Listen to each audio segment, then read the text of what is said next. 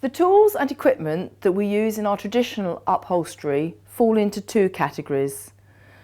The first category are items that you may well find around the home or the garage or the shed. They're just general hardware items.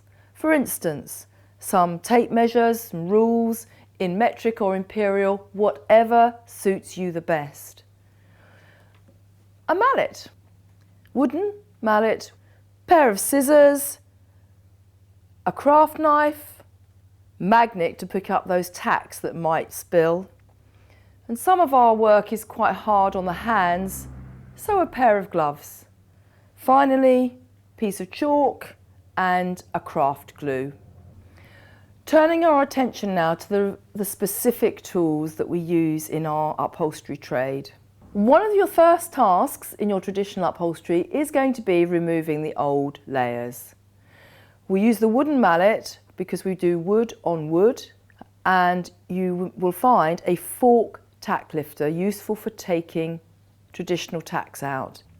If you find you have staples to remove, you may prefer a ripping chisel, a spade lifter or a staple lifter. Undoubtedly, one of the most useful tools in our traditional upholstery is the magnetic tack hammer.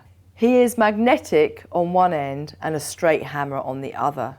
I prefer this style of hammer, but there are some on the market where they're trying to combine two tools in one. And like a lot of things, it doesn't work.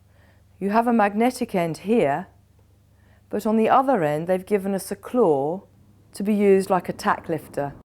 The problem is it forces you to hammer with your magnetic end, which may ruin the magnetism. And I find it a bit unwieldy using that fork to remove my tacks. I'd rather have two separate tools. A pair of general pointed nose pliers or curved pliers might be useful for removing tacks and staples and fabric from your chairs. Thread snips are really useful to get into those tricky places that scissors can't. To get your webbing really tight, there's no way you can do it with your bare hands. This instrument here is a beech web stretcher, and it gets your webbing tight like a drum.